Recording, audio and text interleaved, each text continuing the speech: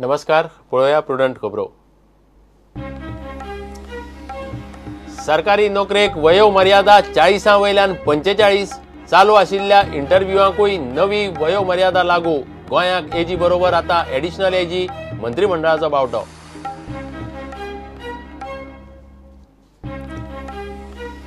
जीसीएच्या स्कॅमात बाळू, चेतन, मुल्लाक आनीक 3 दीस police custody.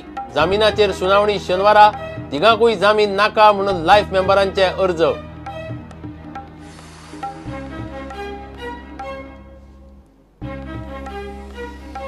Dabholkar केशींतले तावडेचो Madgaon स्फोटांत संबंध। CBI म्हणटा फरारी आरोप्यांकडेन संपर्क।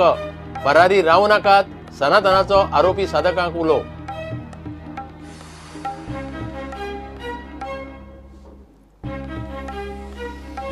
पिट्टोणची मुरींग काढली ना जाल्यार स्वता मोडटले। कायदो घेतले हातांत। रोहन अलेक्साचो नव्या कासिनो वयल्यान फोग। मुख्यमंत्री म्हणटा नवो कासिनो दुसरे कडेन।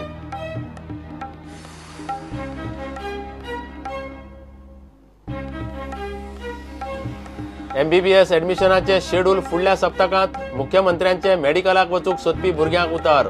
काचाबूल जाल्ले पालक भुरगे मेळ्ळे मुख्यमंत्र्याक।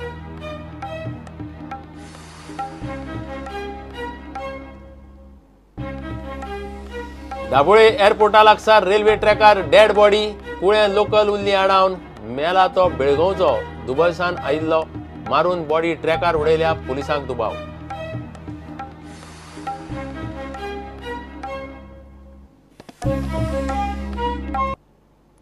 खबरो विस्तारान। सरकारी नोकरे खातीर वयाची मर्यादा आता 40 वयल्यान 45 व्हेल्या। मुख्यमंत्री लक्ष्मीकांत पार्सेकारान शुक्रारा मंत्रिमंडळाच्या बसके उपरांत मिडियाक सांगले। ज्या पोस्टाचे अजून इंटरव्ह्यू चल्ल्यात तांकांय ही नवी वयोमर्यादा लागू जातली। आदवोगाद सरेश लोटलीकाराक एडव्होकेट जनरल आणि दत्तप्रसाद लवंदेक एडिशनल एडव्होकेट जनरल नेमपाचें थारायलां। Group A, group B, group C आणि ग्रुप डी। आता जनरल जेंका 40 वर्सां, जनरल हो चुकीचो शब्द वापरला, ओवरऑल 40 वर्सां हे एंट्री वयोमर्यादा असते ती आम्ही 45 केली।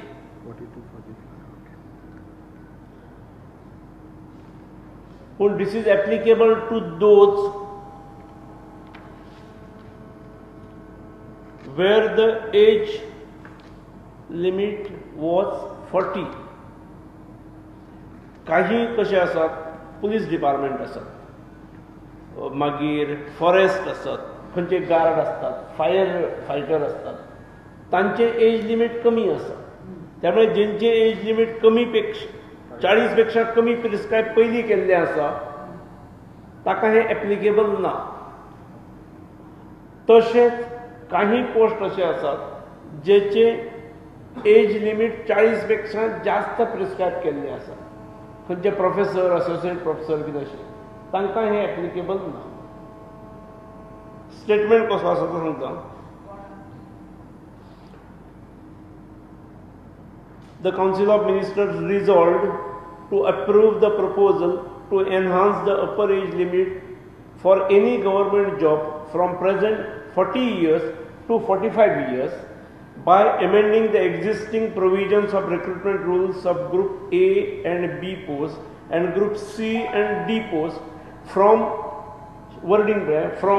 not exceeding 40 years that has been changed to not exceeding 45 years.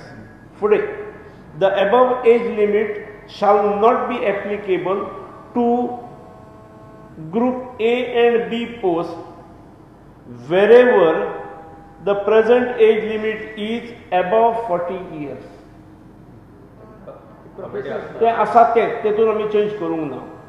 And to Group C and D wherever the present age limit is below 40 years. आता हाच्या बाबतीन काही इंटरव्ह्यू प्रोसिजर चालू आसा। ताका it is not applicable. It is applicable from today. ज्यांचो procedure सुरू जाल्लो आसा त्यो कंटिन्यू जातल्यो because it is applicable as on the day. Only in cases if the advertisement has been published and the last date for receipt of application is not over, ती फाल्यां आसा किंवा परवा आसा येरवा आसा, तेका only in those cases the department will issue corrigendum, extend the date of application by 10 days. पयलींचो advocate general राजीनामा दिल्यानंतर एडिशनल सॉलिसिटर जनरल जाल्यानंतर राजीनामा दिलो. तो राजीनामा आमी एक्सेप्टूय केलो आनी ताका म्हटलेलें की तुवें आमच्यो म्हत्वाच्यो केसीस ज्यो आसा खास करून म्हादई प्रकरण हे तुवेंच फुडें घेवचें. ताच्या खातीर we have written to government also. त्यामुळे the council of ministers today resolved to recommend Shri Suresh Dinanath Lotlikar, senior advocate, High Court of Bombay at Goa, to be appointed as Advocate General for the state of Goa, and Shri Dattaprasad Vitthal Prabhu Lavande to be appointed as Additional Advocate General and in charge of Special Legal Cell for the state of Goa.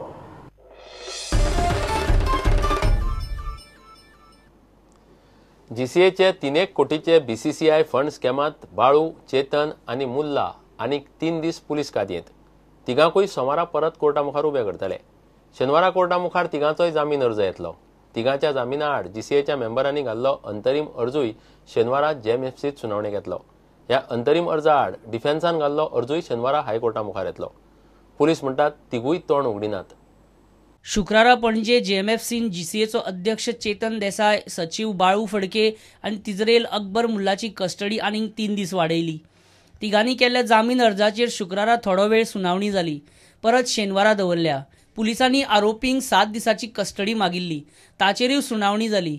छातयेन दुखता म्हणून अकबर मुल्ला अजूनय जीएमसीन admit आसा. मुल्ला शुक्राराय कोर्टान हाजीर रावंक पावलो ना. पुलिसांनी चेतन देसाय, बाळू फडके आनी अकबर मुल्लाची कस्टडी 7 दिसांनी वाडोवन मागली. ताचेर पब्लीक प्रॉसिक्युटरान घाल्ले आर्ग्युमेंट अशें. तिगांनी बीसीसीआयचो 2.87 कोटीचो फंड 2007 कड्डिलो. आरोपी कांयच सांगपाक तयार नात. बँकेच्या स्टाफान तिगांकूय वळखल्यात. तिगांयनी बँक अकाउंट उगडटना तांचे आयडी, रेजिडन्स प्रूफ दिल्ले. प्रकरण मोठें. सगळे भायर काडटले जाल्यार आरोपीची कस्टोडियल चवकशी जाय. 26 लाखाचो बेरर चेक राजशेखर म्हणून एकल्याच्या नांवान काडलेलो. तो मनीसूच ना. मिनिट बूक, ऑडिट बूक अजून पुलिसांच्या हाताक लागिल्लो ना. कारस्थान आनी स्कॅम मोठे. आरोपीची 7 दिसाची कस्टडी जाय. डिफेन्स आदुगातान पीपीच्या आर्ग्युमेंटाक कावंटर केलो. आरोपीचो वकील म्हणटा, एकाच केशीन 2 FIR कशें आसूंक शकता. विलास देसाया पयलीं आपल्या क्लायंटान FIR घाल्लो. विलासाचो FIR भायर उडोवपाचो. पैसे वर्स 2007 काडिल्ले जाल्यार हेमंत आंगले 2016 सालांत कसो कितें जागो जाला. हेमंत आंगलेचीच पयलीं चवकशी जावंक जाय. मेलिंग एड्रेस DCP बँकेनूच दिल्लो. बँकेन त्या वेळार कित्याक पळोवंक ना. इतली व्हडली रक्कम काडटा तेन्ना बँकेन कित्याक चॅक करूंक ना.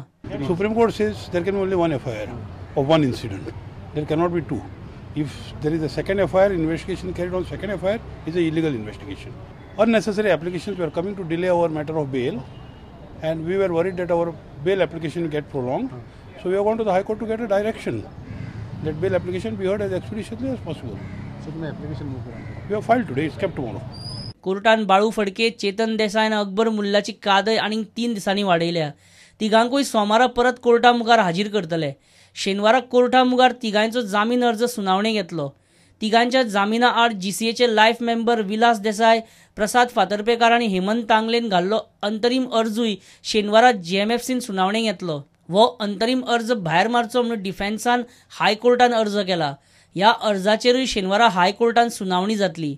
जीसीएचे मुखेल त्रिकुटाक बीसीसीआयचे कोट्याच्या स्कॅमान भितर उडयल्या उपरांत बीसीसीआय जीसीएचो थेट कंट्रोल घेता. जीसीएचे कारभाराचेर नजर दवरूंक खासा समिती नेमतले म्हणून बोर्डान स्पश्ट केला. सध्या बाळू आनी चेतन कादयेन आनीक 3 दीस उरले. अकबर मुल्ला मेडिकलान आसा. प्रुडंटा खातीर सिनियर रिपोर्टर मुकेश कुमार आनी विजय तुकाराम मराठे. दाभोळकर हत्या केशीत सीबीआयन धरिल्लो सनातनाचे दोतोर वीरेंद्र तावडेचो मडगांव बॉम्ब स्फोटाकडेनूय संबंध आसा म्हूण खंय पुरावे मेळ्ळ्यात।